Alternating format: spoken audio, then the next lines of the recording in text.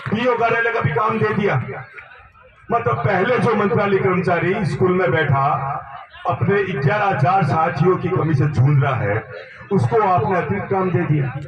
और यहां जब संघर्ष करके 2 साल जगह जगह नाक रगड़ने के बाद में जब फाइल हमारी फाइनेंस में जाती है तो वहां फाइनेंस कहता है कि हम इससे असहमत हैं, और उसी फाइनेंस के नाक के नीचे सेक्रेटरीट में 1000 पद ऐसे क्रिएट कर दिए जाते सेक्रेटरीट के लिए।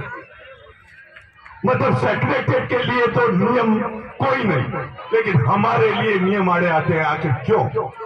ये गुस्सा है, ये जो भीड़ है ये उस गुस्से की है, ये उस आक्रोश की है। माननीय मुख्यमंत्री जी, ये तो आप, मैं कहता हूं कि धन्यवाद दीजिए, आपको आक्रोशित होने का बिल्कुल भी उचित नहीं है। आंदोलन होना लोकतंत्र के अंदर बहुत अच्छा है। आंदोलन की वजह से जिस सद्भाव को आप कायम करना चाह रहे हैं, जिसके लिए आप बार बार मीटिंगें भी करते हैं कि राजस्थान में सद्भाव रहे, आज इस आंदोलन को इतने दिन 29-30 दिन हो गए, यहाँ एक ही पंडाल में हिंदू बैठा है, मुसलमान बैठा है, सिख बैठा है और हर जाति का व्यक्ति यहाँ बैठा है और एक साथ बैठा है। इससे बड़ा सद्भाव का कार्यक्रम आप कभी नहीं कर सकते। ये कर्मचारियों ने करके बताया है, तो ये तो सरकार के लिए बढ़िया है। आंदोलन होना तो जनता के लिए, समाज के लिए और सरकार के लिए भी बढ़िया है, और इस एंगल से बढ़िया है जिस एंगल से हम आपको बता पीड़ा होती है हमारे साथ जो दोगला व्यवहार होता है। जो 1 लाख कर्मचारी है उनको नहीं सुना जाता और 3, 4, 5 हजार कर्मचारी उनको सुना जाता। आखिर कोई हमारी गलती तो बताए कि आपकी ये गलती है। माननीय मुख्यमंत्री जी, मेरा आपसे निवेदन है कि आप किसी अधिकारियों का डेलीगेशन बना दीजिए जो हमें आके ये बता दे कि आपकी मांग ना जाए, उठा ले, कोई दिक्कत नहीं। पर 30 साल की पीड़ा है, 30 साल की पीड़ा। आज किसी भी कैडर में कोई नया पद क्रिएट होता है, सुनना साथियों, फिर आपको अपने डिस्प्लेसन हो रहा है उसका एक उदाहरण और दे। कोई भी पद होता है, उपाचार्य का भी पद क्रिएट हुआ, नए पद आए, उसके हमारे कुछ साथियों ने मुझे कहा कि भाई साहब आप क्यों नहीं बोलते, स्पीच क्यों नहीं देते। तो जहां हमारी जो बहन अभी बोल के गई थी, क्या बोल के गए, शायद ऐसे शब्द, ऐसा जोश मैं नहीं ला सकता। छोटी सी बहन वो हमारी यहाँ है, उसका एक स्टेटमेंट आज भी दिमाग में गूंजता है कि भगवान जिस गण में थे उसमें भी 18 दिन लगे। वो हमारे बीच ऐसे लोग बैठे हुए हैं। एक भाई हमारा सवाई माधोपुर वाला, जिसने आपके मांग पत्र को पद्य रूप में दे दिया। अरे मैं क्या बोलूं, मेरे को कमतरी का एहसास नहीं, अभिभूत हूं मैं। उमेश हमारा बोलता है, सब मेरे को रूटीन में मिलता है और काका जी, लेकिन जब यहाँ मंच पे आके जब बोलता है तो ऐसा लगता है सिर्फ उसको सुनता रहूं। साथियों, जब हमारे बीच में ऐसे लोग बैठे हैं तो वास्तव में ये हमारे लिए बहुत ही गौरव का विषय है। आज मैं सिर्फ 1-2 विषयों पे आप लोगों से बात करूंगा जो बहुत जरूरी है इस बारे में बोलना, क्योंकि आज मुझे इस विषय पर बोलना चाहिए। यहाँ मैंने देखा है कुछ लोग मुझे भी कहते हैं, अलग अलग विभागों की बात भी करते हैं। मैं एक ही बात कहता हूं, ये महापड़ाव नहीं है, ये महासागर है। जिस प्रकार से महासागर में गंगा, जमुना, सरस्वती, ब्रह्मपुत्र मिलके अपना अस्तित्व खो दे देती है और एक महासागर बन जाती है, वैसे ही यहाँ अलग अलग विभागों से आया बाबू यहाँ आकर के सिर्फ एक ही बाबू बनता है, वो सिर्फ बाबू और किसी विभाग का बाबू नहीं रहता। हमारा एक विभाग में चाहे वह 50 बाबू है, उसके लिए सारा विभाग बाबू उसके साथ है, और यदि 25,000 है तो बाकी के 75,000 भी उसके साथ है। मैं यहाँ कहना चाहता हूँ, हमारा यहाँ तो कुछ नहीं, यहाँ हम महासागर है, ये महापड़ाव है। तो इस कारण से जो लोग इस प्रकार की मानसिकता रखते हैं उनको समय ने अलग ही कर दिया है, वो अलग ही रहेंगे। साथियों, मैं अब जिस विषय पे बात करना चाहूंगा वो माननीय मुख्यमंत्री जी द्वारा बार बार एक स्टेटमेंट दिया जा रहा है कि मैं जब बिना मांगे दे रहा हूं और बगैर किसी चीज के मांगते मांगते थक जाओगे तो दे रहा हूं। ऐसी स्थिति में महापड़ाव हड़ताल उचित नहीं है। मैं मुख्यमंत्री जी को कहना चाहूंगा कि यहाँ जो भीड़ आ रही, आज भी हमारी वित्तीय मांग पूरी नहीं हुई और हमने फिर भी संयम के साथ में हमने 3 तारीख की रैली की और 3 तारीख की रैली करके बताया, श्रीमान जी हमारी ये मांग है, कृपया इस पे गौर करो। ध्यानाकर्षण रैली थी, फिर भी हमारी तरफ ध्यान नहीं दिया और 2018 में भी संघर्ष किया। हमारा एक साथी हमारा साथ छोड़ के चला गया संघर्ष करते करते। आपने उस समय ट्वीट भी किया था। तो ये सब बातें हैं, तो कमी कहां है? या तो जानबूझ करके आप हमारी संवेदनाओं को, हमारी मांगों को इग्नोर कर रहे हैं, या आप तक जिन लोग, जो अधिकारीगण, जो मीडिएटर लोग इस बात को पहुंचाते हैं और ये कह देते हैं कि इनकी मांगे जायज हैं, कृपया हमें बता दीजिए हमारी मांगे जायज क्यों नहीं? के स्टेटमेंट पर ही हमने ये आंदोलन किया है। आपने विधानसभा में कहा था ना कि समान कार्य समान वेतन। हम क्या मांग रहे हैं? हम क्या मांग रहे हैं? हम वही तो मांग रहे हैं, इससे इतर हमने क्या मांगा? लेकिन आपको अब भी हमारी और ध्यान नहीं है। अब ऐसी अवस्था में व्यक्ति, संगठन, संवर्ग हड़ताल नहीं करेगा तो क्या करेगा?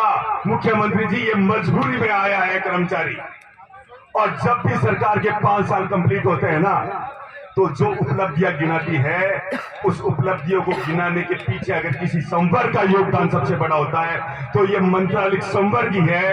उसकी मेहनत ही है कि हर सरकार 5वें साल छाती चौड़ी करके बताती है कि हमने ये किया, ये किया, ये किया। आज वो संवर्ग यहाँ बैठा है और आपको बिल्कुल भी संवेदना नहीं है, अपने आप को संवेदनशील कह रहे हैं।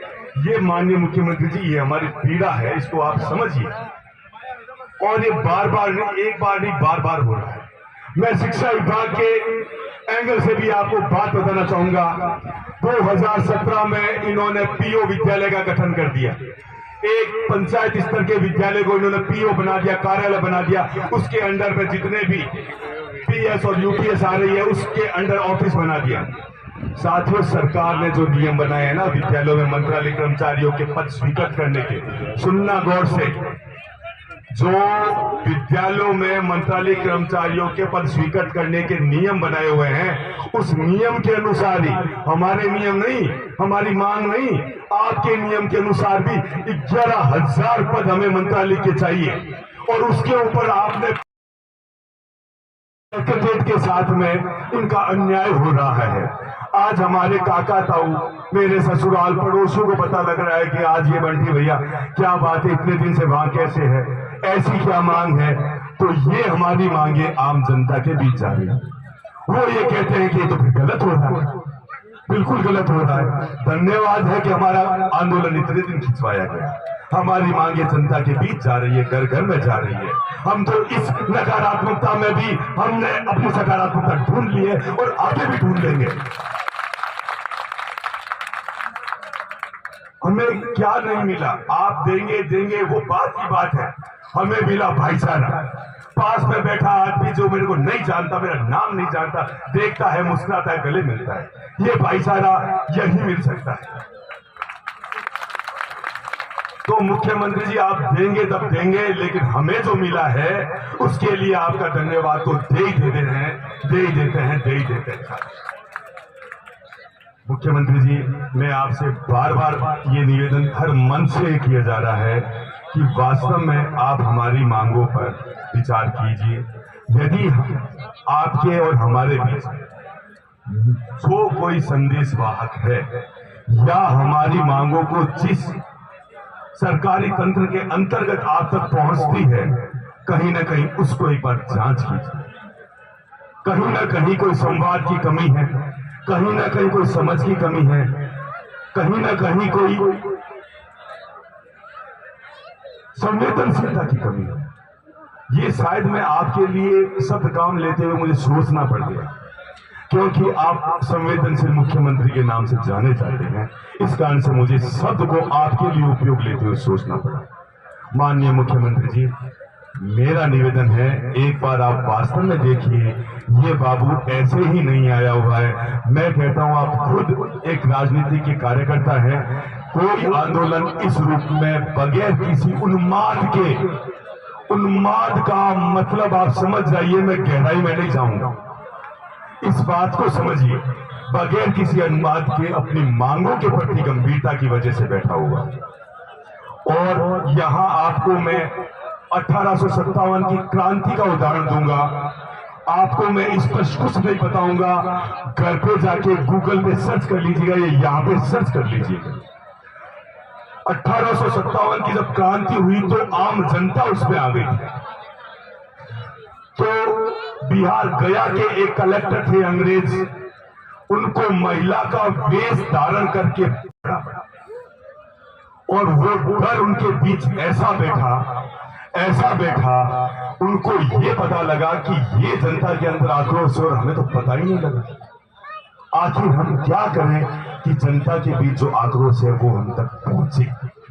फिर उन्होंने कुछ साल बाद, 15-20 साल बाद उन्होंने किसी संगठन की स्थापना की। आप मालूम कर लीजिएगा कि संगठन की स्थापना की ताकि वहां पर उनकी बात, आम जनता का आक्रोश वहां पहुंच जाए।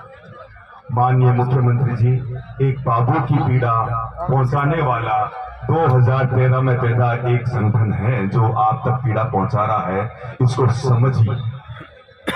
ये आक्रोश, ये पीड़ा यदि हताशा में बदली तो कदापि इस संवर्ग के लिए भी उचित नहीं, पर मुझे जहां तक है हताशा में नहीं बदलेगी। मुझे आप पर विश्वास है। इतना करने के बाद भी हम निरंतर गांधीवादी तरीके से जो मार्ग आपने राजस्थान की जनता को दिखाया है, उस मार्ग पर ही हम चल रहे हैं। और मैं बता देता हूं मुख्यमंत्री जी कि आप या हम किसी भी ऑर्गेनाइजेशन को 100 आदमी भी इकट्ठा करने होते हैं तो जोर आ जाता है। लेकिन आज आप चाहे मेवाड़ में जा रहे हैं, चाहे मेवात में जा रहे हैं, चाहे मारवाड़ में जा रहे हैं, हाड़ौती में जा रहे हैं, नागौर में जा रहे हैं, सब जगह जो मंत्रालय कर्मचारी इकट्ठा होके पहुंच रहा है वो कंप्लीटली ऑर्गेनिक है। कोई भी किसी तरह से वो संगठित या किसी प्रकार से अनऑर्गेनाइज्ड नहीं है। अपनी उम्मीदों के साथ वहां पहुंच के आपको कह रहा है, मुख्यमंत्री जी सुनो पुकार, बाबू आया आपके द्वार। ये जो द्वार का जो जब तक आपके द्वार में है, उस दिन वो द्वार में बदल गया, वो इस संवर्ग के लिए भी उचित नहीं। धन्यवाद।